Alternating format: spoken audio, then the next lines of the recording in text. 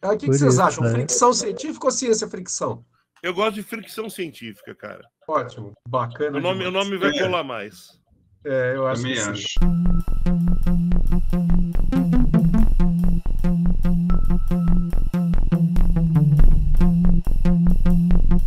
Bom dia, boa tarde, boa noite, quem está nos ouvindo aí. Esse aqui é o falecido, o antigo, o vetusto Dr. Canalha Cast, que a partir de hoje passa um novo nome. Vocês estão ouvindo o Fricção Científica.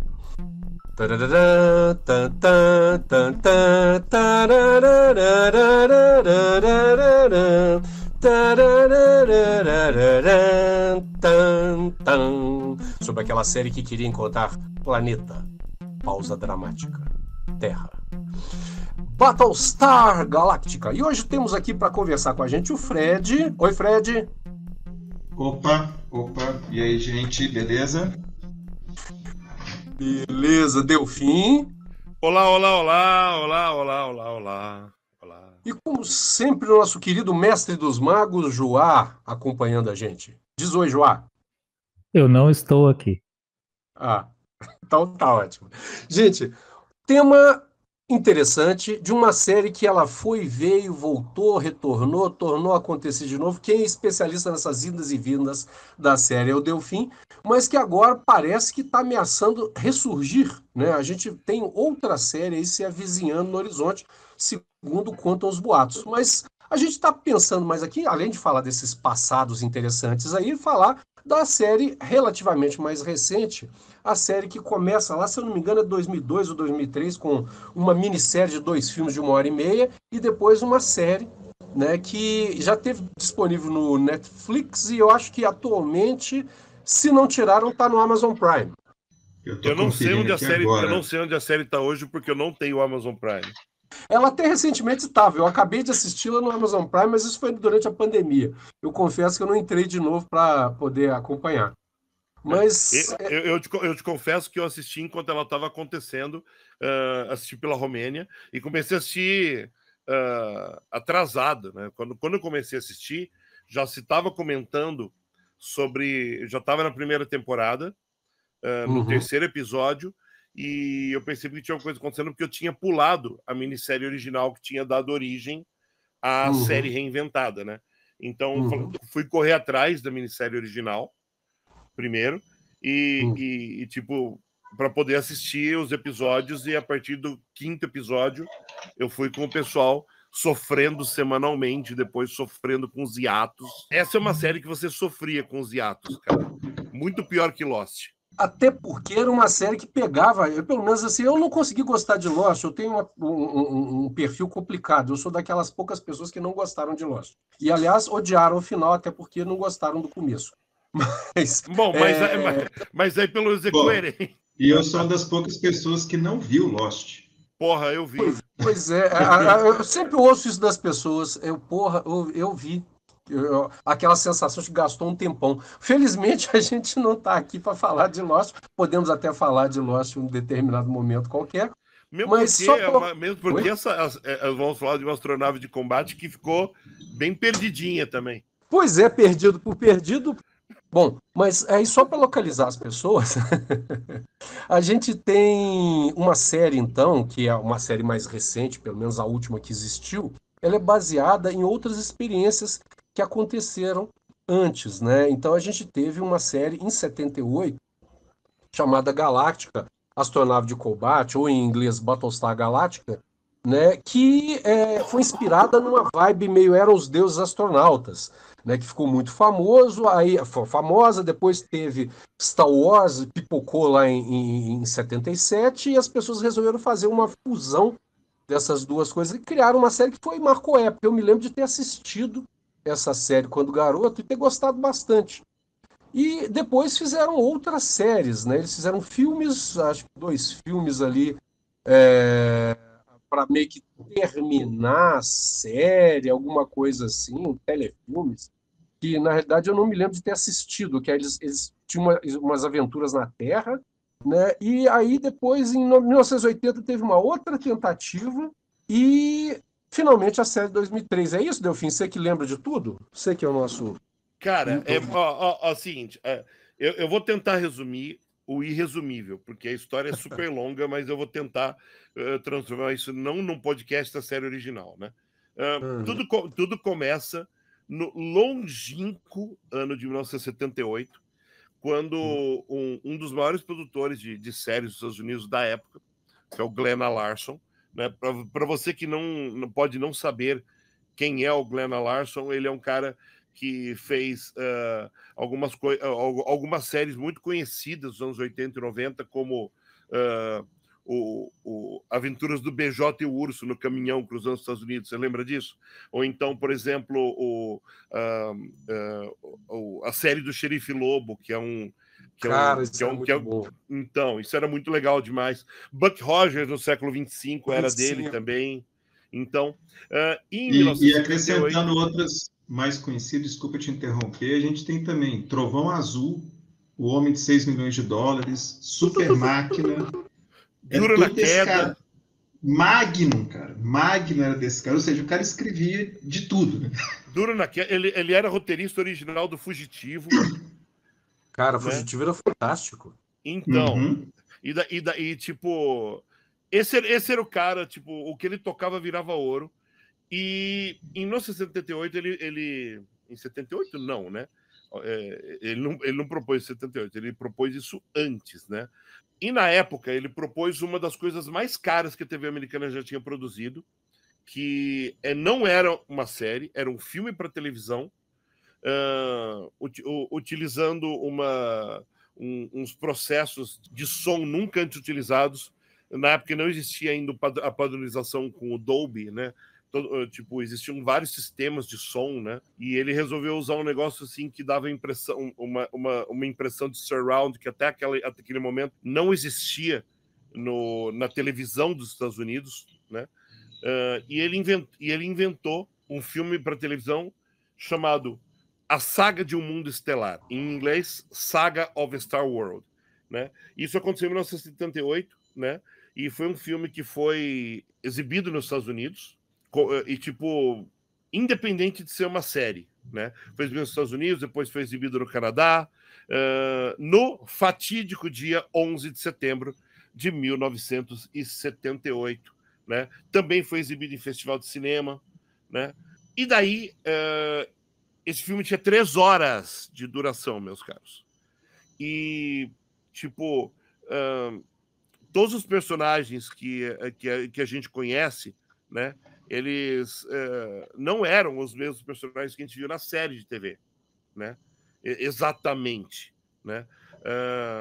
Porque era muito concentrado no planeta onde tudo estava acontecendo, que era Caprica. Então contava toda a mitologia da série, né? E o ataque dos Silônios e tudo aquilo, né? Até que acontece o que acontece o que culmina o início da série, que é só sobrar uma astronave de combate de todas que defendiam todos os planetas unidos, né?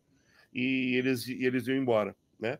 Existia uma questão nesse piloto que ele era muito comprido, né? Esse filme era muito comprido, e alguém teve a ideia de vamos transformar isso num piloto de série? Vamos. E daí foi um piloto de série que foi dividido em 3 episódios e foi reeditado com vários reshots. Hoje, a gente está acostumado hoje a ouvir falar de reshot por causa da Liga da Justiça do Zack Snyder, mas isso é uma coisa que aconteceu na época, num filme que já era caro, 8 milhões de dólares, foi um dos filmes mais caros já produzidos para a televisão americana na época, e mudaram diversos destinos de personagens para poder fazer a série. Talvez o mais emblemático de todos seja o destino do Baltar, que em todas as séries de Galáctica é um personagem controverso e muito importante, ligado aos Silônios, né? Ou aos Cylons, depende da série, depende da versão que você viu. E a série foi totalmente reeditada e se transformou nos 3 primeiros episódios da série de TV, depois que ela foi reexibida nos Estados Unidos, aí sim, como Battlestar Galactica ou como Galáctica Astronave de Combate, tá? Então, é uma série que durou, por incrível que pareça, uma única temporada. Parece que não, né? Parece que ela durou a vida inteira da gente, né? Ela só tem 24 episódios.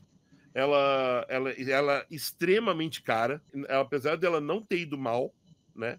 ela foi uma série que foi bem, mas ela foi acusada de certos plágios, tal, né? Ela foi criticada, inclusive, na antiga União Soviética.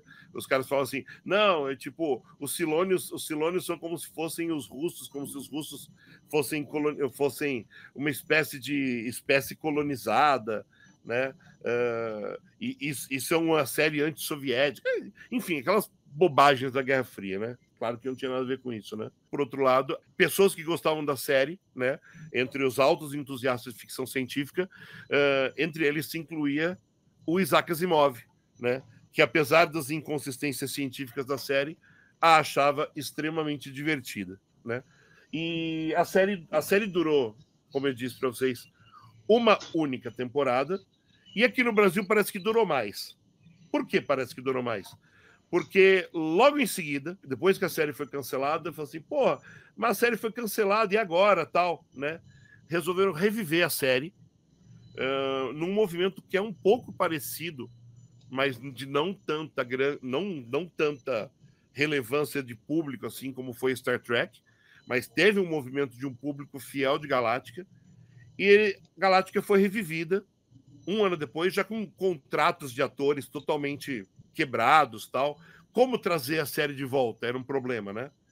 E daí a série dá um salto no tempo, e aqui no Brasil a gente viu essa série como Battlestar Galactica, como a Galáctica Astronauta de Combate, só que na verdade essa segunda série se chama Galáctica 1980. Ela dá um pulo no tempo para a Galáctica chegar à Terra. Então, tipo, é uma série em que a Galáctica chega à Terra, né? E a série é um fracasso, dura 10 episódios apenas, né? Mas, e tipo, com outros personagens, né? Ela tem muitíssimos poucos personagens da série original, só alguns personagens principais estão nela, né? E depois que ela é cancelada, algumas tentativas de reviver com filmes de televisão, principalmente o Richard Hatch, que faz o papel do Apollo na série original, ele sempre esteve envolvido com Galáctica, é uma paixão da vida dele, né? Tentou reviver a série diversas vezes, até que aconteceu em 2003 a minissérie do Battlestar Galactica reimaginada pelo Ronald D. Moore, né? Para você que não sabe quem é o Ronald D. Moore, do mesmo jeito que apresentou o Glenn Larson, ele também é um cara que tudo que toca vira ouro. Ele começou como roteirista de Star Trek A Nova Geração. Na verdade, esse é o começo de carreira dele que a gente tá ligado, né? Então ele começou a escrever alguns bons episódios da Nova Geração. Ele é um cara fundamental para o sucesso da Deep Space Nine, né? E depois de Star Trek, ele começa a se envolver com alguns outros projetos, né? Talvez o projeto mais conhecido, apesar de não ser tão conhecido, só quem assistia as madrugadas do SBT, né?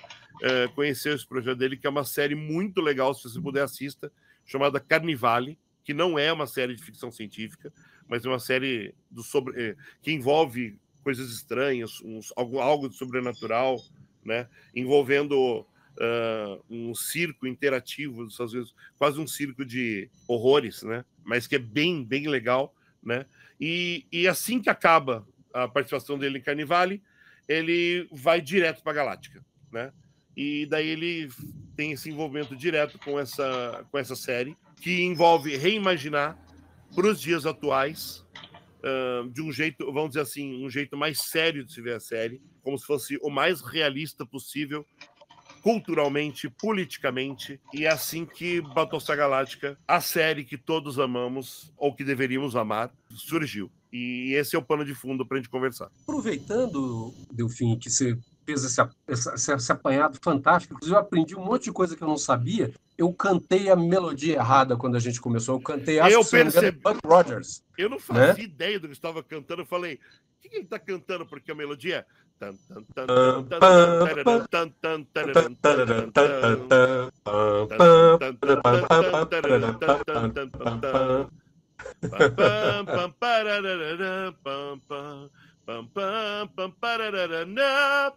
Pô, isso essa trilha foi composta para a série original. É composta pelo Stu Phillips, ela é um marco da história das trilhas sonoras de televisão. Ela marcou tanto que os fãs fizeram de tudo para que o Ronald Moore trouxesse essa música de volta, de alguma forma, para a série reinventada. E o Ronald Moore traz ela de volta como o hino de Galáctica. E a gente ouve num episódio o hino inteiro, como composto pelo Stu Phillips, e é um dos momentos de mais emoção da série inteira. Quando tocou essa música, nossa, eu endoidei. Eu fiquei muito comovido. Eu acho que eu cruzei por causa do Buck Rogers, porque, como você falou, tem uma origem próxima, né? E aí, na época, foi exibida mais ou menos no mesmo, vamos chamar, arco temporal. Então eu fiquei com... Se eu não me engano, aquela música que eu cantei é a trilha do Buck Rogers. Depois tem que pesquisar. O Buck Rogers, na verdade, veio logo depois. Buck Rogers se eu não me engano, Buck Rogers é 81, se eu não me engano.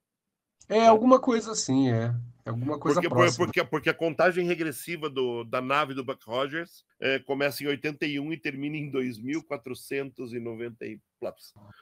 Eu acho que mas se eu não me engano, na narração eles falavam 1987. Eu acho que é 1987. É 87? Peraí. Eu acho que é 87. Só temos um jeito de saber com certeza, e eu não me envergonho de, quando preciso, ir para o Pai Google. Olha, eu já estou me redimindo. O Pai Google me disse que as séries são simultâneas, sim. Apesar de marcar na tela 87, a série foi transmitida entre 79 e 81, ou seja, Buck Rogers, ele ia para o espaço num futuro próximo, manja. Eu só 10 anos depois. Então, reiniciando.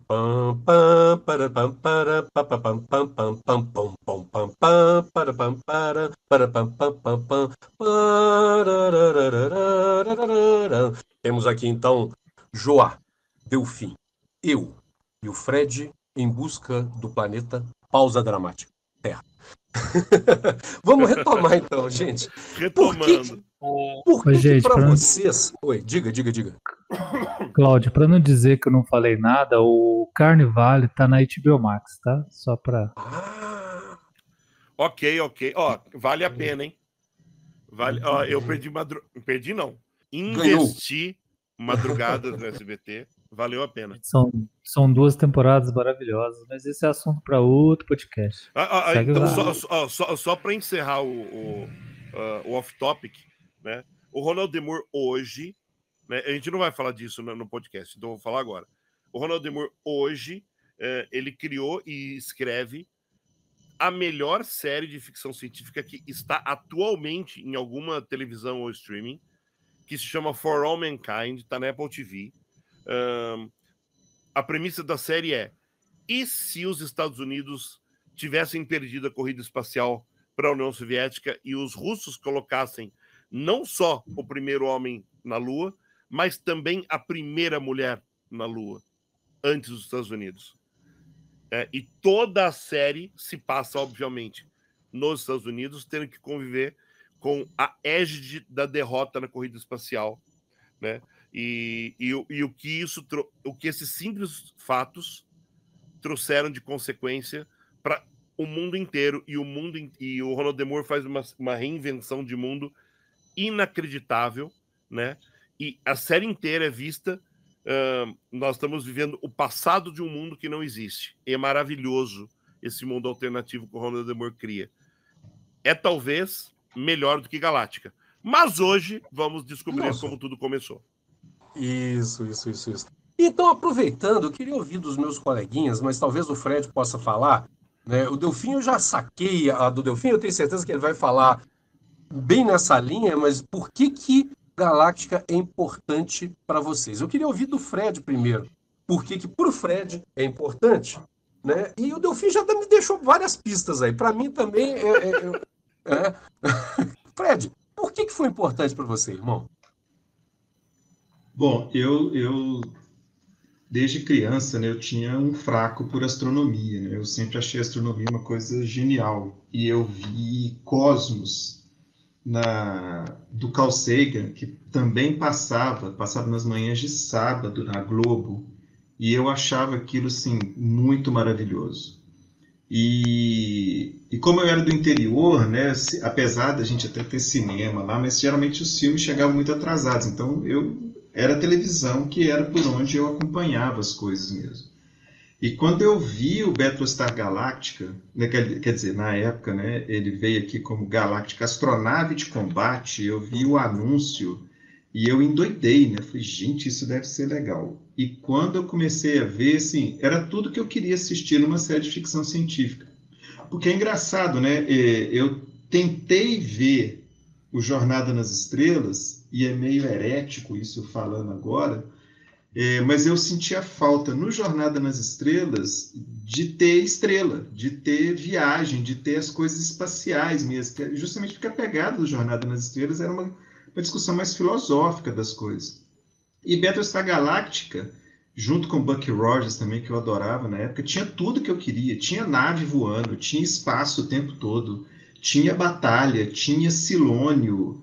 Então, assim, é uma série que mexeu demais comigo na época e inclusive, acho que eu não consegui acompanhar ela inteira, porque eu não lembro da temporada toda. E aí passou o tempo, né? De repente eu vejo um anúncio de venda de DVD de Battlestar Galactica. Eu falei, ué, gente, será? Aí eu fui ler um pouco mais e vi que era um remake da série e eu comprei os DVDs. Eu comprei o DVD da primeira temporada. Inclusive é engraçado, né? Porque o primeiro episódio, que vem como primeiro episódio, é até o primeiro DVD, é essa minissérie, né? E eu comecei a ver aquilo o episódio não acabava, né? Falei, pô, gente, mas que episódio gigante. Mas foi tão maluco que eu não percebi que eu estava vendo um episódio há mais de 2 horas. Então eu fiquei vendo aquilo assim, grudado na televisão. Sabe? Foi muito, muito impactante ver aquilo ali. Então, assim, foi uma série que mexeu comigo, mexeu com esse meu imaginário de infância. E é interessante porque eu assisti com a minha companheira e ela não gosta de ficção científica, mas ela também ficou fissurada com a série. Uma prova de que, né, que Battlestar Galactica é muito mais do que ficção científica. A ficção científica é um pano de fundo para uma discussão filosófica, religiosa até, tocando a questão religiosa e política. E eu acho que, assim, tudo bem que a gente comenta depois, né? Eu achei a penúltima temporada meio fraca, mas, assim, eu acho que ela consegue manter isso de forma magistral praticamente a série inteira. Então, ela mexeu comigo e mexeu com uma pessoa que não gosta de ficção científica. Então, eu acho que isso, uma série que consegue fazer isso, ela tem um valor muito grande, né? Quando você atinge um público para além daquilo que, entre aspas, seria o seu público-alvo. Delfim, como é que foi para você? O que te pegou em Battlestar Galactica? Ó, seguinte, Battlestar Galactica, obviamente, não começa em Battlestar Galactica, né? Começa com os meus gostos de televisão quando criança, né? Já que Battlestar Galactica estreou aqui no Brasil quando eu tinha cerca de 9, 10 anos de idade, né? Desculpa, 8, 9 anos de idade. Então, antes disso, o que tinha de ficção científica na televisão, eu ficava simplesmente maravilhado. E eu assisti muito, né, ficção científica. A primeira série de ficção científica que eu me lembro é uma série de que ninguém se lembra. As pessoas acharam que eu estava inventando essa série por muito tempo. Até que eu, é criança, tá inventando isso, não é possível, né? E até o dia em que eu encontrei os vídeos dessa série e falei assim, puta que eu... E daí quando eu fui entender racionalmente o que eu tava vendo, né? Porque eu sempre fui aquela pessoa que quando criança não ligava, como toda criança, não liga para os créditos, né? Só tá vendo o produto, né? E de repente quando cresce, tipo, quando eu já tinha 20 e poucos anos quando a internet nasceu, né? E uma das primeiras coisas que apareceu na minha frente que eu fui procurar foi isso e realmente estava lá, né? Que é uma série canadense que eu tô tentando doidamente lembrar como é que era o nome em português, né? Espaço 1999. Não, senhor. Tá pensando o quê? Eu não sou newbie. Peraí. Pô, assim você cortou a minha linha de raciocínio. Eu gosto muito de Espaço 1999, né? Que não era esse o nome em português, inclusive. Mas, tipo, a série era uma série canadense, escrita e concebida por um cara chamado Harlan Ellison, né? Que é, tipo, um dos maiores escritores de ficção científica da história. Ele escrevia sob pseudônimo, né? O pseudônimo dele era Cordwainer Bird, né? Ele toma esse pseudônimo de um dos maiores pseudônimos da ficção científica, que é o Cordwainer Smith. Um dia vocês corram atrás e descubram quem é, né? É o maior escritor desconhecido de ficção científica, que é o Cordwainer Smith. E ele cria essa série no Canadá, chamada The Star Lost.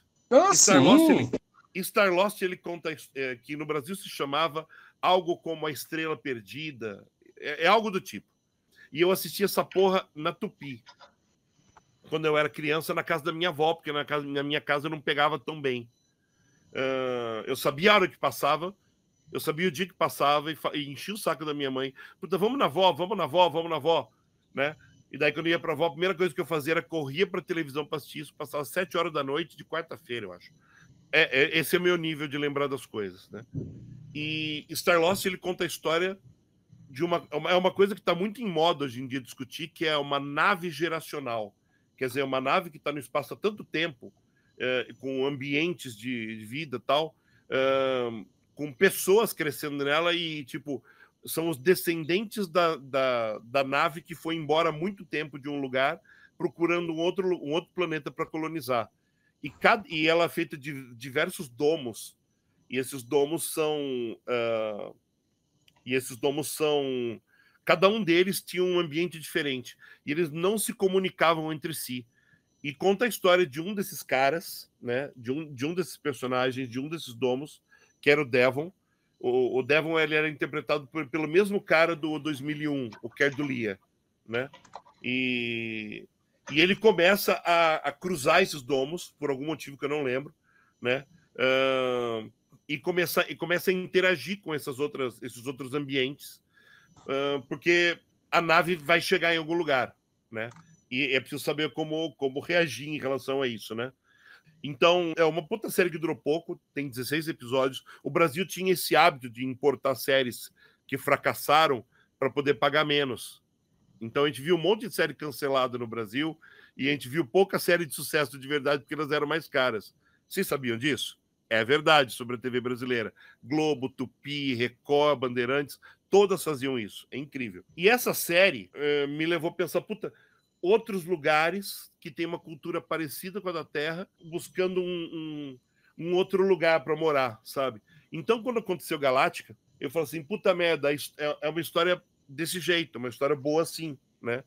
Só que envolve uma guerra. E eu não sei, eu nunca tinha ouvido falar de Star Wars. Eu fui ouvir falar de Star Wars muito tempo depois. Para mim, isso veio antes, né? Porque a TV vem antes, para mim, de cinema, né? Então, me apaixonei completamente pelos personagens, pela série. Os Vipers, as naves deles, tipo, o design delas é interessante até hoje, é maravilhoso. Tanto é que eles são muito mais impressionantes que os designs das naves, tanto de Star Trek quanto de Star Wars, né?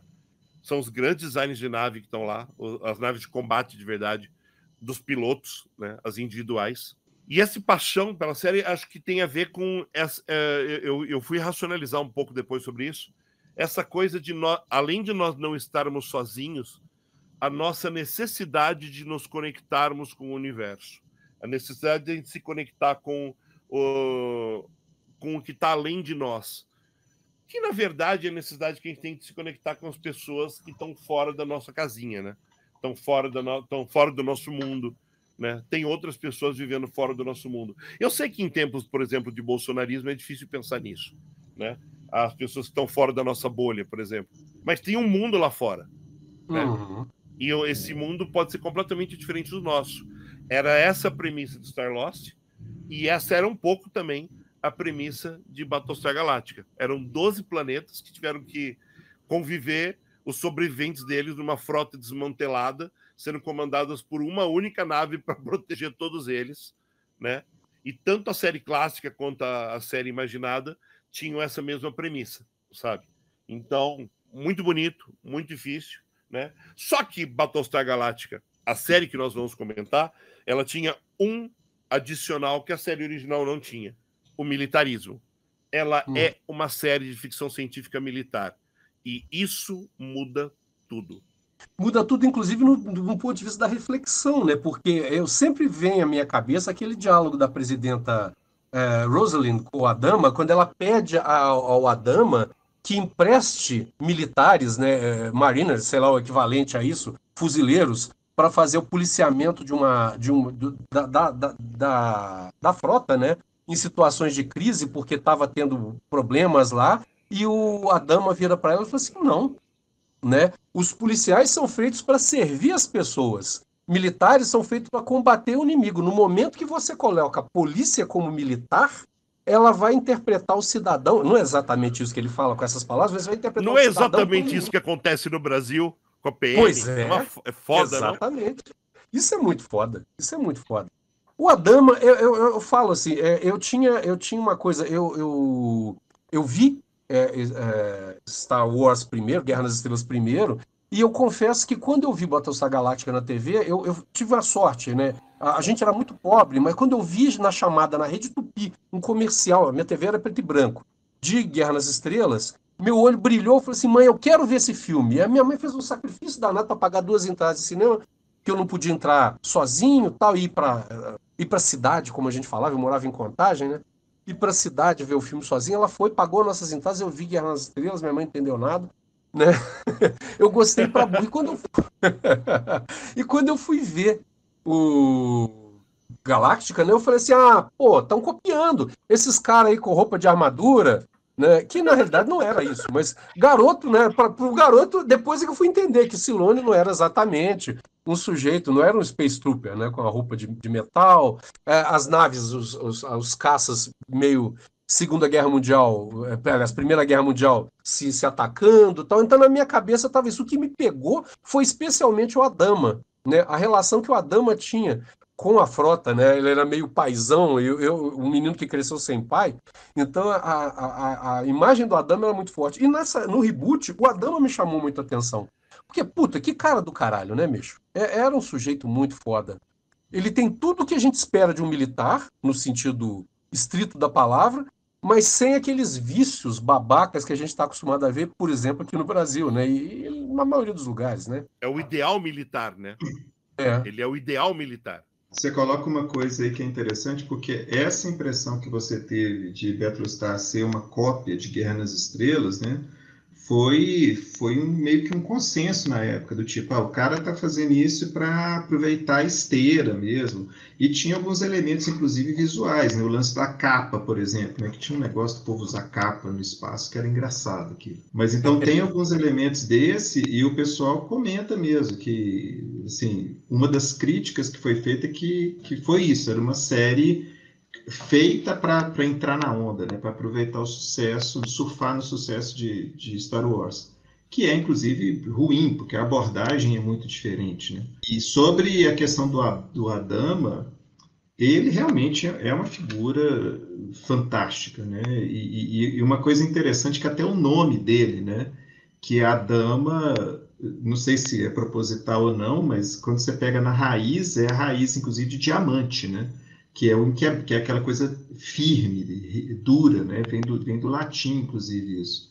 Então, ele é o cara que a série inteira, ele não se quebra, né? Ele, até quando ele enfrenta o filho dele, né? Ele mantém firme as convicções dele e tem uma fala maravilhosa, eu acho que um dos diálogos muito bonitos que tem dele com o Apollo, é no final, né, do julgamento do Baltar, né, na série nova, que o Apollo ainda está naquela coisa, né? Eu tenho que ser o advogado, eu estou fazendo o meu papel, e o Adama reconhece aquilo e, inclusive, respeita, né, o papel do filho, mesmo estando em oposição a ele. E aí o Apollo está com aquela consciência, pô, mas será que eu fiz uma coisa certa, né? E aí tem uma sutileza que não fica muito clara aqui no Brasil, porque nos Estados Unidos o sistema judiciário deles não é inocente ou culpado, né? É guilty e not guilty, né? Que seria culpado ou não culpado. E o Adama tem essa frase, né, que ele fala assim, não, mas lembra que fica em inglês, né, que not guilty, né, não culpado é diferente de inocente. Então ele reconhece isso, quer dizer, ele não é inocente, ele simplesmente não foi culpado daquilo, ele não foi acusado daquilo, não foi condenado por aquilo. Então eu acho muito legal, assim, tanto a relação dele geral, né, com a presidenta e com o filho. Eu acho que o papel do Adama assim, é muito bonito ao longo da série toda. Eu tenho um carinho por alguns personagens. Por exemplo, o Adama na série original, vamos chamar assim, né, na série clássica, ele foi tão forte para mim que eu lembro do Starbuck, eu lembro do Apollo, eu lembro de todo mundo. Mas, por exemplo, eu não lembro do Gaius Baltar. Eu nem sei se tinha ele na série. Eu acho que tinha, mas assim, a figura do Adama foi tão sobressaiu tanto que eu não me lembro do Baltar. Eu vou me lembrar do Baltar, que aliás é um dos meus personagens favoritos na série nova, mais recente, né? O Baltar era quase como o grande mentor humano dos Silônios, né?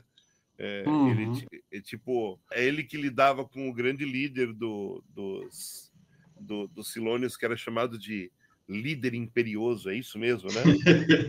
Era uma coisa assim mesmo, era um nome muito... que hoje é muito ridículo, né? Mas na época era... tanto que ele foi eliminado da série nova, que ótimo. A grande ideia de você ter um conselho dos 12, existirem 12 modelos, sabe? Oniscientes ou prescientes entre si, né? Que substitui esse líder imperioso, eu acho maravilhoso. Sim, é muito legal. E a ideia do politeísmo, né, que está tão presente nessa versão, né? Então é um choque, né? Enquanto eles são 12, mas eles têm um Deus só. O povo da Terra, não, os humanos lá, eles são politeístas, né? E, no entanto, eles tinham um governo só, um presidente. É uma oposição interessante, né? É um desenho que eu acho bacana e como que a série consegue. Tem várias coisas que me chamam a atenção, né? Vocês falaram do que atraiu vocês. Eu pensando nessa versão nova, tem várias coisas que me atraíram. Uma delas é essa questão da religião, né? Que o monoteísmo ela é a cultura invasora, é a cultura que destrói.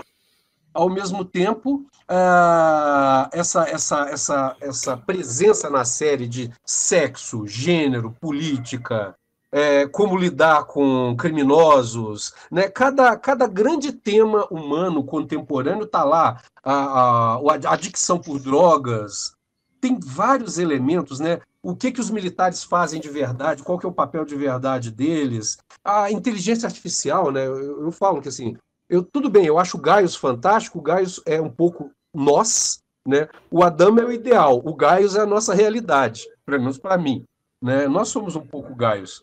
E a número 6 é a paixão, é a minha paixão. Como eu amo a número 6. Oh, quem nunca? Não, e é interessante porque, inclusive, tem uns temas espinhosos, né, cara?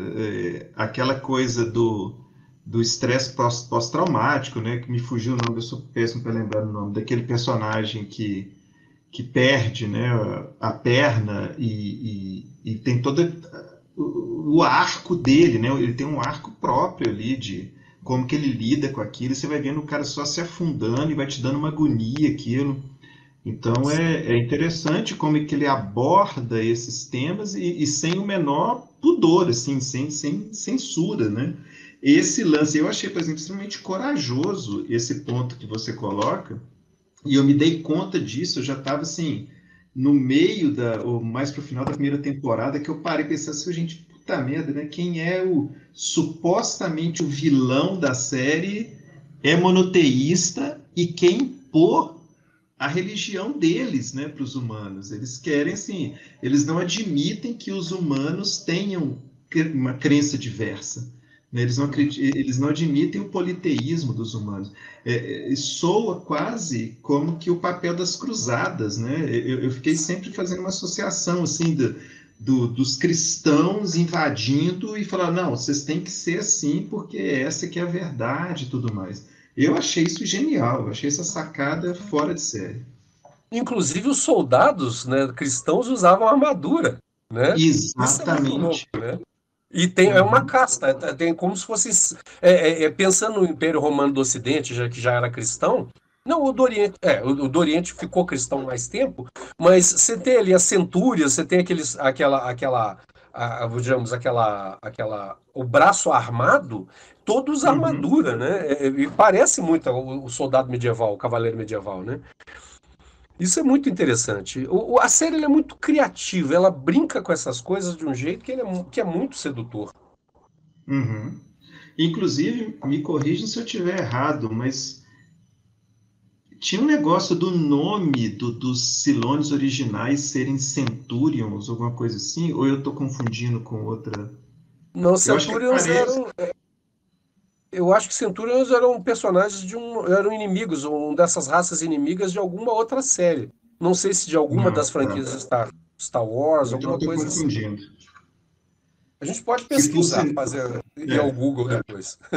que por sinal, uma das coisas que eu acho genial também, um episódio que eu fiquei assim, né? Que é quando aparecem os Silônios originais, né? O design original dos Silônios, e aí você vê os caras, falei, gente, como que os caras, né, resgataram isso e de uma forma muito interessante, né? Que aquilo era um modelo ultrapassado, né? Quer dizer, era uma coisa do passado aquilo. Eu achei aquele episódio também fora de série. Não, é muito legal, cara, muito legal. O fato das mulheres na série, de fato, terem uma igualdade com os homens, né? Uma coisa que a Uhum. gente está muito longe de alcançar. Por exemplo, eu tenho uma relação complicada com a Starbucks. Eu acho ela uma babaca, uma cretina, mas ao mesmo tempo é do caralho ela ser tão feminina e masculina ao mesmo tempo, né? Uhum. Ela consegue exercer as funções masculinas não deixando de ser uma mulher, né? Eu acho isso muito legal. E sem estereótipo de gênero também, né? É muito legal pensar isso. Uhum. Como que a série lida bem com isso. Só para a gente entrar no papo dos Centuriões, o Centurião, tipo, na série reimaginada, os Cylons, os Silônios, são a imagem dos humanos, né? E os robôs, de verdade, os robôs, né? Incluindo até os modelos antigos, que são os mesmos que a gente vê na série original e que são inclusive revistos quando a gente vê um spin-off que vem antes disso, chamado Caprica, né? Esses são os Centuriões, né? Os Silônios da série original são chamados na série nova de Centuriões. É isso. Aí, ó. Eu É lembrava isso, que claro. eu tinha visto esse nome, eu lembrava que tinha uma coisa dessa mesmo. Porque eu lembrei tinha um desenho animado, se eu não me engano, que tinha Centurions. Eu acho que era. E aí eu misturei, eu cruzei as informações na cabeça. Não confundir com o desenho animado chamado Centurions, que não tem nada a ver com isso. Não, pois é, acho que foi. Mas é da mesma. Um pouquinho depois, acho que é de 80 e poucos, alguma coisa assim. Pois enfim, E é, nada a ver. por sinal, um desenho que eu acho maravilhoso também. Eu adoro Centurions. Né? Era um que tinha umas partes que juntavam no corpo, não é isso? Exatamente. Isso. Né? A típica série americanoide. Para vender boneco. Para vender boneco. Né? Americanoide para vender brinquedo. Você compra o bonequinho, depois tem que comprar as armas em separado. E você junta que nem Lego. Olha que ideia genial. Blá, blá, blá, blá, blá. E o personagem que perde a perna é o Sr. Gaeta. O Sr. Gaeta, justamente. Isso mesmo.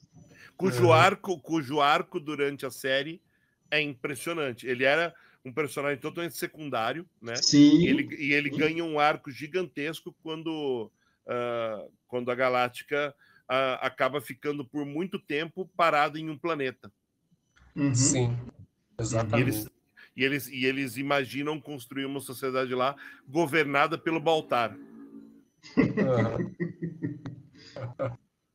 Cara, falando nisso tudo, né? Falando em Baltar, né? Eu acredito que não tem problema a gente falar isso, porque eu acho que isso acontece no piloto, né? Mas uma das coisas mais legais é justamente isso, né? Dessa situação de extremos que acontece, onde você tem uma população de 12 planetas, né? 40 bilhões de pessoas, e de repente, num episódio, elas caem para 50 mil. que é o grupo que está ali girando e nas navezinhas em torno da galáctica, né? Isso é muito legal, porque isso é o caos, é o fim de uma espécie, imagina. A gente pode comparar isso aos judeus europeus vendo o assassinato de pessoas em massa e falando assim, cara, nós vamos nos extinguir, não vai sobrar ninguém. E a loucura que é botar esse povo para funcionar junto, né? Pessoas que são das origens mais diversas, assim, de agricultores a criminosos, literalmente. Sim. E é isso que eu ia destacar aqui agora, quando você começou a falar disso. Quando eu apresentava a série para alguém, eu usava essa premissa. Falei, gente, imagina o seguinte, é uma série que você pega 50 mil pessoas e põe para conviver junto e várias delas se odeiam. E como é que você... E não tem para onde fugir, porque elas estão no espaço. Então, elas não podem tipo o Brasil mudar. hoje em dia. Se você quiser se vocês que estão ouvindo isso quiserem ter uma gota do conflito que isso poderia ser na vida real, imagine você pegar hoje em dia 50 mil brasileiros aleatórios e entre eles vão estar gente de esquerda, gente de direita, gente de extrema direita, bolsonarista, político, gente comum e tal. Imagina todo mundo isso para viver no mesmo balaio, tentando se entender. É isso que... Exatamente. Esse é o problema.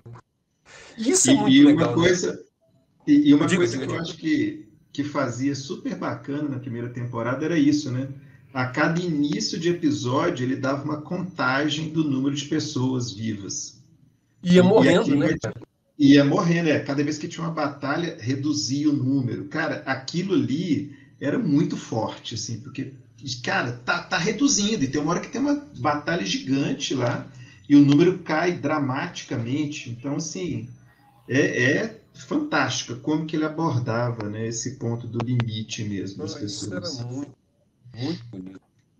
Eu fico pensando nisso, né? Como que a política é um negócio tão presente na série. Eu não sei se vocês também ficaram emocionados, mas eu me lembro de ter visto, eu vi pelo YouTube, o Adama e a Rosalie, né? Os atores, eu não lembro o nome dos atores, eu teria que pesquisar, falando na ONU. Então, os dois sentadinhos nas Nações Unidas discutindo uma série de ficção científica com os embaixadores. Eu lembro disso. Você lembra? Fantástico. Eu lembro disso, eu achei fantástico essa passagem. É muito legal, cara. Eu acho. Essas coisas são. Por isso que eu acho a ficção científica um negócio extraordinário. Eu, como sou fã lá dos antigos escritores, né? Eu acho que aquelas coisas que eles falavam, né? E acho que era meio que um mote dos grandes, né? Do Arthur C. Clarke, Frank Herbert, né, do Isaac Asimov, né? O grande barato da ficção científica é que você pega uma ideia qualquer, né, que é da nossa sociedade, coloca num cenário diferente a Ursula Le Guin, né, e exacerba isso para os limites máximos que você consegue pensar. E aí você começa a pensar sobre a condição humana a partir dessa experiência que é inventada, né? Isso é muito legal, cara. Isso é muito bacana. E eu acho que é bacana no Galáctica, né, que além de ter todo essa discussão, eu achava os efeitos da série assim, incríveis. Nossa, tem um episódio que me marcou muito do ponto de vista visual, é um que eles chegam num campo de asteroides e a gente pensa sempre asteroide aquilo que a gente está acostumado a ver nesses filmes de ficção científica, tem um monte de pedrinha voando, né? E o negócio é cheio de poeira, né, cara? E é óbvio que é cheio de poeira, né? Porque você tem rocha chocando com rocha o tempo todo. E aquilo interfere e o negócio fica, né, sujo. Então esse conceito de campo de asteroide sujo eu nunca tinha visto explorado, assim, nunca vi sendo explorado numa série de ficção científica. E gera umas imagens lindíssimas, que você tem o brilho da estrela próxima no campo. E eu ficava assim, gente, de onde que os caras, né, como é que eles vão usar isso? Um negócio que é tão cientificamente óbvio e ninguém nunca pensou nisso antes. E usar numa série, né? Pois é muito bacana. Isso nem é o mais impressionante dessas cenas. Galáctica, a série imaginada, é a primeira série que resolve usar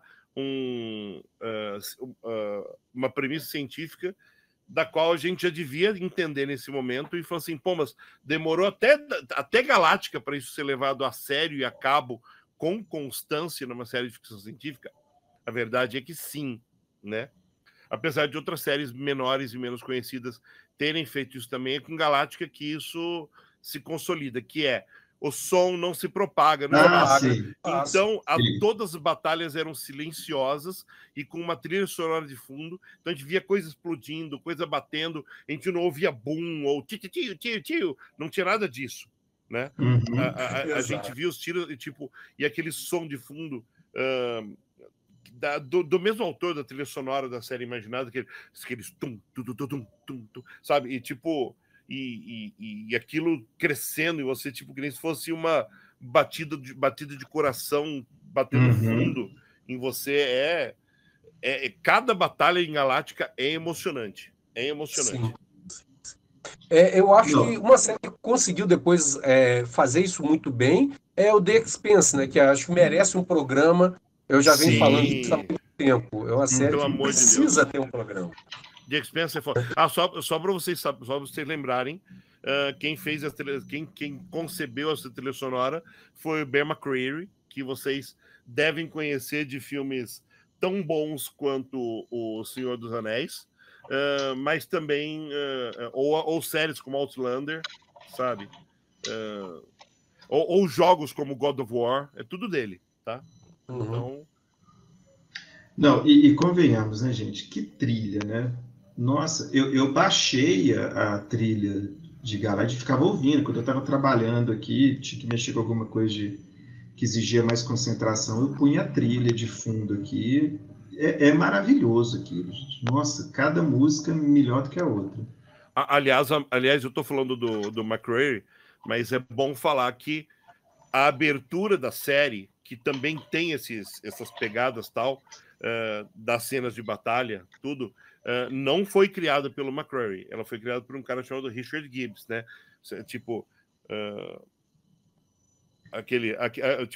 Parece um canto ritualístico, né? No começo, né? Então, aquilo não é do McCreary, aquilo é do Gibbs, e é a inspiração, os tum que aparecem na abertura são a inspiração para os sons da cena de batalha, aí sim, derivados e criados pelo McCreary. É isso. Pronto. Agora está explicado. Cara, eu acho que essa série ela tem tantos. A gente pode pegar cada episódio dela e transformar em objeto de análise, né? A gente falou da relação com a inteligência artificial, né? Então tem pessoas que temem a inteligência artificial, né? Hoje tem toda uma discussão. É o grande papo dos últimos 6 meses, né? ChatGPT, Midjourney, o Lensa, né? O grande papo é esse, né? A inteligência artificial vai matar os artistas, vai matar os professores acadêmicos, vai matar a academia, vamos lidar com isso, né? Porque ela não vai embora. Exatamente. E eu estava lembrando de um amigo que estava conversando comigo e ele usou esse aplicativo de chat, que é o ChatGPT, né? GPT. Isso. E ele conversou com a inteligência, ele passou uma madrugada conversando com a inteligência artificial, e aí, de repente, ele fez exatamente a pergunta para ela, que se ela poderia desenvolver um tipo de relação com ele, como a personagem daquele filme com... O Her. Aquele filme... O Her. Justamente. E aí a inteligência artificial disse que, por enquanto, não. Isso é muito legal. Ele me mostrou a resposta. Eu que estou tentando encontrar aqui, eu não achei. Ele me mandou por WhatsApp. Mas eu perdi aqui em algum lugar. Eu salvei da mensagem em algum lugar e não estou achando. Mas ela falou assim, não, por enquanto não. Mas eu acho muito simpático. Ai, que lembra que elas podem mentir, né? Sim, é verdade. Acho que todo mundo lembra de um filme chamado Ex Machina aqui, né? Sim. Esse filme é perturbador. Maravilhoso. Muito bom. Muito bom. Aqui, falando, vocês mencionaram, não tem nada a ver com Battlestar Galactica, mas mencionando uma coisa que eu acho interessante, é uma série que eu Vocês falam de séries antigas que ninguém conhece, que vocês passaram constrangimento. Isso que você falou, acho que foi.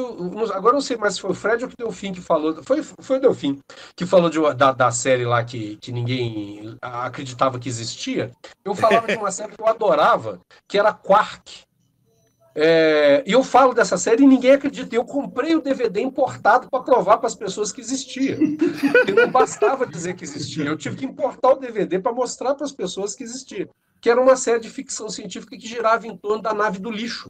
Porque a humanidade produz lixo. Quem é que recolhe o lixo no espaço? Essa nave, chamada Quark. Né? E ela tinha uma tripulação interessantíssima, que tinha, por exemplo, duas gêmeas, que uma era clone da outra, mas ninguém sabia qual que era a clone. Havia o Hieronymus Fox, que era acho que ele era Hieronymus Fox, não, eu esqueci o nome dele. O Ficus Pandaroga, que era uma espécie de Mr. Spock, mas ele era uma planta que polinizava. Era uma série maravilhosa, cara. E ninguém... teve uma temporada só também, e ninguém se lembra dela. Eu lembro vagamente dessa série, porque uma das poucas séries que eu sabia na minha infância, quem tinha criado, ou alguma coisa que eu pretendo em créditos por motivos óbvios, fazia parte do espírito da série, era o Agente 86, né? Sim. E tipo, um dos nomes que aparece muito grande no Agente 86 é o do Buck Henry, que é o criador da série. Que é o criador de Quark, né? Mas, tipo, eu vou te confessar, eu lembro vagamente, quando você falou de nave de lixo, eu lembro vagamente da série, de ter algum dia visto alguma coisa, mas eu não me lembro de nada. Tem umas gags fantásticas, do tipo, Tem pessoas que se apaixonam pelo Ficus Pandaroga como as mulheres se apaixonavam pelo Spock, né? Só que ele é uma planta. Então ele poliniza, né? Então ele ficava lá, abelha, chamando a abelha para polinizar com as pessoas. São coisas assim, muito boas. As Beths, eles não tinham como fazer efeito especial de duas, uma clone da outra. Aí eles têm duas atrizes que são gêmeas, que fazem o papel das Beths, que é o jeito deles fazerem a coisa do clone. Porque, na realidade, gêmeas idênticas são clones naturais, né? Uhum. Então é uma série com umas soluções muito boas, cara. Era muito bacana. Porém, se Star Lost teve 16 episódios, a Wikipedia me diz que Quark teve apenas 8. Como dizemos para todos vocês, a TV brasileira, confirmando a teoria que na verdade é verdadeira, só comprava série cancelada porque pagava mais barato. Exatamente. Né? Por uma das minhas séries... Você está falando de série cancelada maravilhosa? Tinha uma que era Operação Resgate, que é o dono de um ferro velho que faz um foguete com um especialista, um piloto de nave espacial, um especialista em explosivos, e vai fazer resgate de material na Lua, arrastar iceberg para vender água para a Arábia Saudita. É uma série maravilhosa. Eles encontram o Sasquatch, o Pé Grande. É muito legal. E a ideia é bacana, que é a ideia do livre empreendedor, né? O cara, o self-made man de fato, né? Que NASA nada. Eu vou fazer no meu ferro velho um foguete e vou para o espaço. Isso é muito legal, cara. É uma série muito boa. Eu adorava essa série. Por exemplo, Gemini Man, que era uma série de um homem que ficava invisível, mas perde o controle, e ele tem um relógio, e ele só pode ficar 1 hora invisível. Se ele ficar mais que 1 hora, ele vai ficar invisível para sempre, né? Eu lembro dessa. Sim, tinha coisas muito boas. Fora do campo da ficção científica, tinha a Bela e a Fera. Essa série teve 11 episódios, né? Eu acho que essa é a grande graça dessas séries antigas, coisas que a gente não vê mais assim com tanta... as séries, elas têm um investimento muito grande, né? Mas agora com a Netflix está voltando, né? Tem várias séries ótimas que só tem uma temporada. Né? Tinha uma série chamada Policial do Futuro, que era tipo... Era um pré-Robocop, né? Com Ernest Borgnine. Imagina, é um Robocop, mas tipo, construíam um androide que parecia um humano, óbvio, né? Porque para não gastar em efeitos especiais, efeito né? Especial. Patrulhando uma cidade dos Estados Unidos que eu não lembro mais qual era, né? E ele era um programa especial ele era uma coisa experimental de polícia. Enfim, era horrível. Tinha 8 episódios e passava junto com o Gemini Man. Então, só séries canceladas. A gente pode fazer um especial sobre séries boas e ruins canceladas. Séries que marcaram a vida das pessoas e que a gente perdeu, né? Você mencionou o Buck Rogers, por exemplo. A segunda temporada do Buck Rogers todo mundo detesta, que é que eles estão numa nave. Segunda eu não sei qual temporada, mas uma que eles saem numa nave, né, numa grande nave, e aí sim eles têm o Hieronymus Fox, que era um robô, se eu não me engano, e eu misturei os nomes estranhos, e claro, tinha o Twiki, né, que era o robozinho. Cuidado, Buck. É. Todo mundo fala mal dessa temporada, mas eu adorava ela, eu achava o máximo. Bom, gente, voltando para Galáctica, alguém lembra de mais alguma coisa que seria interessante falar? Eu percorri o meu roteirinho aqui e a gente abordou superficialmente tudo, exceto eram os deuses astronautas, que a gente mencionou lá no início, e que foi um grande inspirador, né? Essa ideia porque é o seguinte, a ideia do Eric von Däniken... Vamos lá. Eric von Däniken é um escritor que um dia resolveu materializar uma teoria que ele tinha, que era de que nós não estamos sozinhos no universo. E para isso ele corre atrás do mundo inteiro, outras civilizações como egípcios, maias, astecas, toltecas, né, que são até citados, incas, são até citados na abertura do Galáctica 78. Eles falam, o narrador da série fala, sabe, sobre os incas, os maias, estamos sós, né? E fala dos incas, dos maias, dos astecas, dos toltecas. Adoro quando ele fala dos toltecas, que quase ninguém lembra deles. Né? E tudo isso porque ele materializa todas essas ideias que mexem com o mundo, e o livro se torna um dos maiores best-sellers dos anos 1970, chamado Eram os Deuses Astronautas, né? E o Däniken se torna um cara extremamente conhecido, e se hoje a gente tem séries como aquela bizarrice dos alienígenas, lá, daquele cara que virou meme, estúpida, tudo isso ainda é baseado em Eram os Deuses Astronautas, né? Nessa ideia básica dele, que é uma ideia que, inclusive, o Carl Sagan levou muito a sério, né? Um dos impulsionadores políticos para que o projeto, as naves Voyager 1 e 2 acontecessem, foi a popularização dessa ideia por meio dos livros do Däniken, que o Carl Sagan sabiamente soube utilizar para poder convencer os congressistas de que esse dinheiro era um dinheiro muito bem gasto, sabe? Que era tentar se comunicar com quem viesse de fora algum dia. Então, e a séries como Star Lost, séries como Galáctica, imaginam isso. Imaginam essas outras civilizações de algum jeito tentando contatar a gente, né? Ou tentando chegar até nós. E nós, ao mesmo tempo, olhando para eles e tentando entender, né? Se aquilo partiu da gente ou se aquilo está voltando para a gente. E são ideias incríveis, né? Tipo, nós somos os colonizados ou os colonizadores?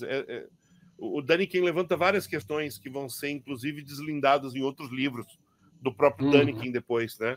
E que inspiraram outros autores a escrever outros livros, não necessariamente sobre o tema, mas sobre esse tipo de origem humana, né? Talvez o livro mais conhecido desses, apesar de ser o que menos tem a ver com isso, é a Operação Cavalo de Troia. É isso que eu ia falar. Né? Então, se era por não falar do Däniken, falamos. Pois é, eu achei aqui o texto original, né, de abertura. Existem aqueles que creem que a vida aqui começou lá em cima, bem distante no universo, com tribos de humanos que podem ter sido os antepassados dos egípcios, ou dos toltecas, ou dos maias. Seres que podem ter sido os arquitetos das grandes pirâmides, das civilizações da Lemúria e da Atlântida.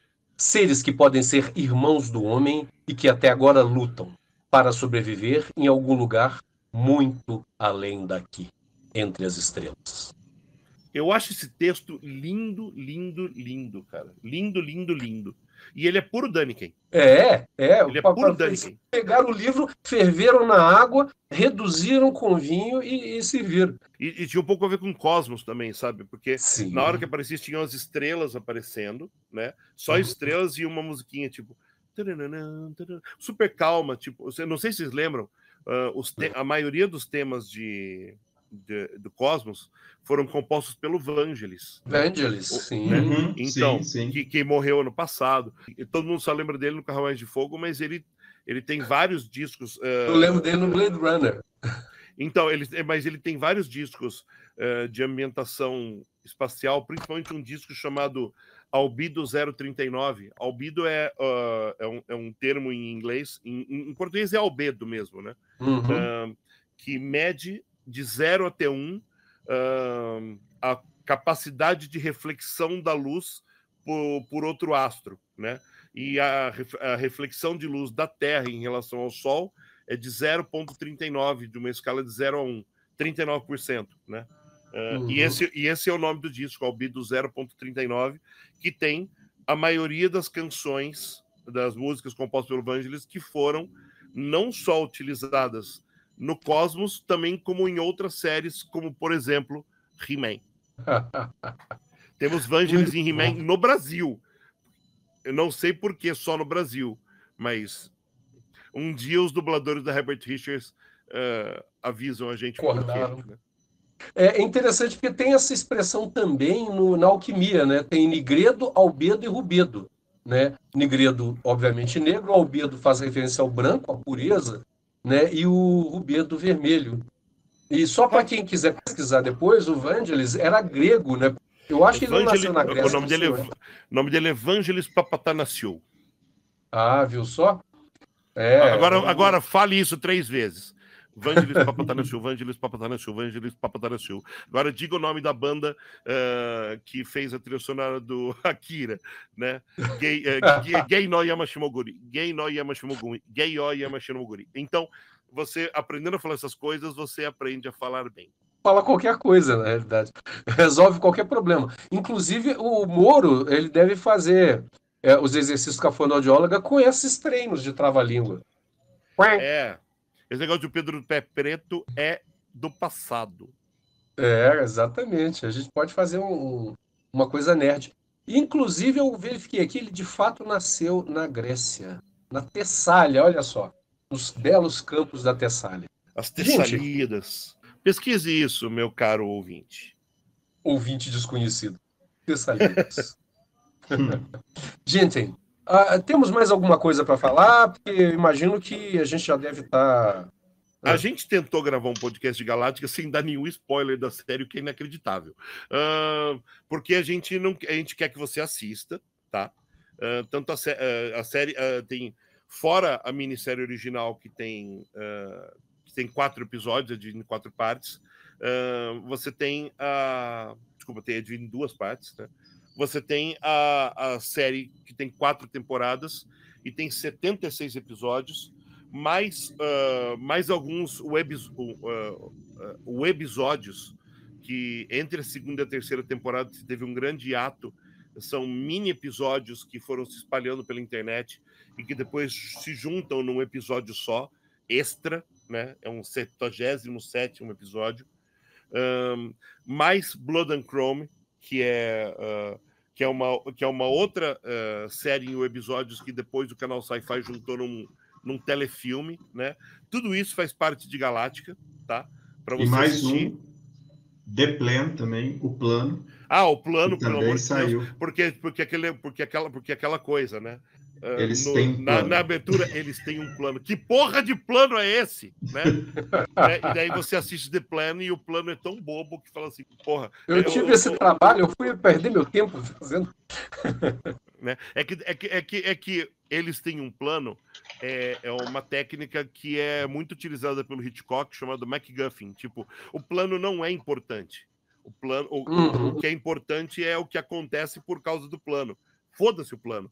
É basicamente o que o filme diz pra gente. Foda-se o plano. Você tá aqui, mas tem um pouquinho mais de Galáctica pra você, legal, mas foda-se o plano. O plano é só MacGuffin trouxa. Exatamente. Não, porque é muito legal, porque e eles têm um plano, virou um meme também na época, né? Então, toda vez que eles queriam falar de alguma coisa que ninguém tinha ideia do que era, eles falavam isso, né? E eles têm um plano.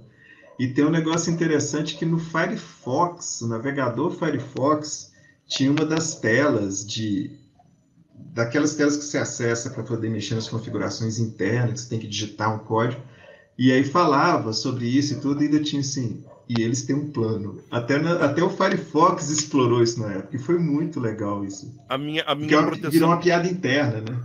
A minha proteção de tela desde que a série começou e eu comecei a assistir, até hoje, os dias de hoje, é o brasão de Battlestar Galactica. Você está falando daquele que parece uma espiral? Não, eu tô falando do símbolo da série, O símbolo da série. É o símbolo escrito, é o brasão escrito em curva, né? Com o brasão da série mesmo. Como que eu vou explicar um brasão? É um brasão. Não, perfeito. Não, o brasão, sei qual é.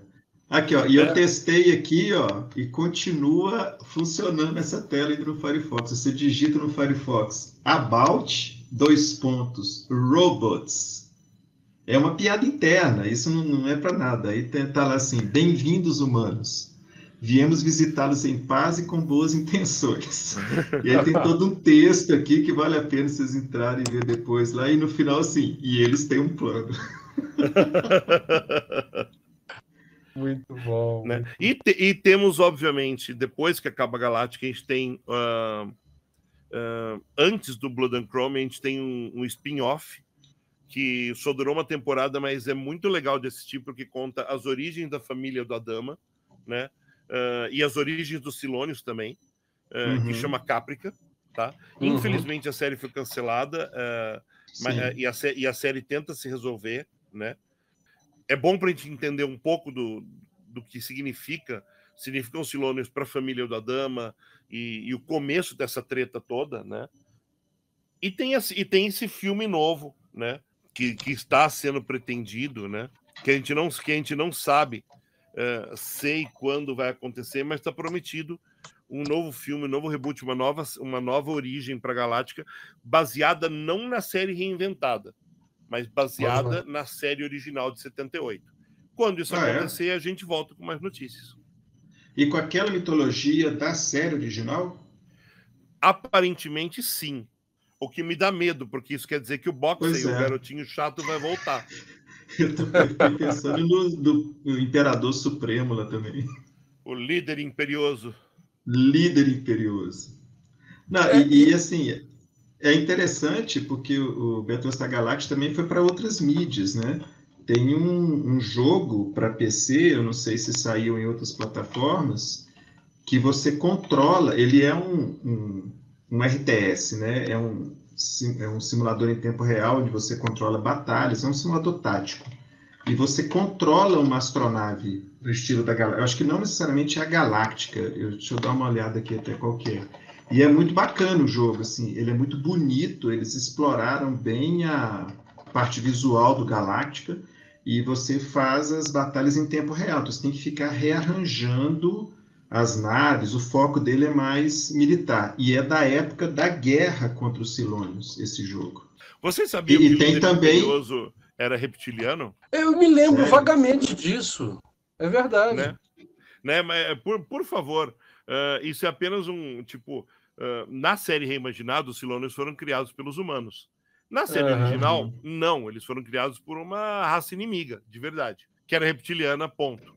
Né? Reptilianos que são tão comuns e tão clichês, mas estamos falando de 1978. Então, era só isso. Vocês falem. Porque nossa, tá com mais de quase 1h30, é isso? É, isso mesmo. Você já tá até comendo aí, João. Mas o papo tá ótimo, eu tô comendo pipoca aqui. Eu fiz fazer pipoca pra ver. O João é o próprio meme, é pra isso que eu pago a internet. Ué. A diferença é que eu tô ouvindo ao vivo, né? Então... Só pegando nessa parte das outras mídias, né? O nome do jogo é Battlestar Galactica Deadlock. E tem também um jogo de tabuleiro que é um dos meus sonhos de consumo, que é lindo. Esse jogo eu já vi o pessoal jogando, e assim, ele é desses jogos de tabuleiro modernosos, né? Gigante, cheio de peça, e é basicamente um jogo político. Então você tem que passar por diversas situações que envolvem diplomacia. O jogo é super complexo. Mas é lindo, o jogo é lindo, tem jogo de tabuleiro? Jogo de tabuleiro. É uma das coisas mais bonitas que eu já vi, esse jogo de tabuleiro. Então, se vocês animarem, quiserem julgar, eu até animo a comprar esse trem e a gente marca depois de julgar essa bagaça. Nós temos que fazer um outro programa. Nós temos aí, fazendo uma propaganda, em breve, né, a gente vai ter um programa, não sei quando exatamente, sobre Doctor Who. Espero que antes, né, da nova temporada se tornar passado e a gente perder o hype. Mas nós temos que discutir, conversar é o seguinte, a nova temporada só vai estrear em outubro deste ano. Então, a gente tem tempo. Porém, se você, querido ouvinte, quiser que a gente não dê spoiler nenhum, por favor, assista as temporadas da Doutora, e principalmente aos especiais, e principalmente o especial de 100 anos da BBC, porque senão a gente vai te dar um spoiler que vai te socar tão na cara que vai ser impossível conversar com qualquer pessoa depois disso. E aí, se você puder assistir também, isso não vai ser spoiler, mas assista ao especial Aventuras no Espaço e no Tempo. Você consegue achar ela na internet para assistir. Se não me engano, tem DVD no Brasil. Tem DVD? Tem DVD no Brasil. Uhum. Mas vale a pena ver, que conta um pouquinho da história também, aí você não vai ficar, né, meio perdido. Porque, afinal de contas, a série começa em 1963, né? Então tem pouquinho tempo de série, apesar dos hiatos, tem um pouquinho de tempo, então é muita coisa para ser discutida. A gente está tomando esse tempo todo para uma série que começou em 78 e que tem poucas interações. Imagine o especial do Doctor Who, o Jocelyn vai falar: porra, vocês falam, hein? 5h30. Eu vou fazer pipoca antes de começar. Alô. Gente, muito obrigado, cara. Obrigado, Fred. Obrigado, Delfim. Eu vou passar a palavra a vocês para as despedidas finais, mas já vou agradecer por vocês estarem aqui, especialmente o nosso grande mestre dos magos, Joá, que hoje estava mais caladinho, mas estava aqui, como sempre, nos acompanhando aqui nas esquinas do multiverso e do metaverso. E eu acabei de dar uma de Augusto, perdi o que eu ia falar. Beijo, Augusto. Não estou aqui. Não está aí. Tá. Fred, últimas palavras. Delfim, últimas palavras. Despedida para a galera. As últimas palavras, de acordo com isso que está aqui na minha mão, as últimas palavras são Zunir, Zum Zum, Zurrapa, Zurro e Zurzir. Está no dicionário, são as últimas palavras. Maravilha. Fred, suas últimas palavras. Bom, assistam Galáctica. Eu conferi aqui, infelizmente não está em nenhum streaming. Então, assim, foi por isso que eu comprei os DVDs na época, que eu acho que uma série dessas a gente guarda para assistir, né, sempre que tem vontade. Mas deve estar aí nas locadoras bucaneiras da vida, sempre tem isso por aí afora. E assistam com companhia, eu acho que vale a pena, é uma série que vale a pena se assistir com outras pessoas, porque é uma discussão muito boa, é uma discussão muito bacana aqui.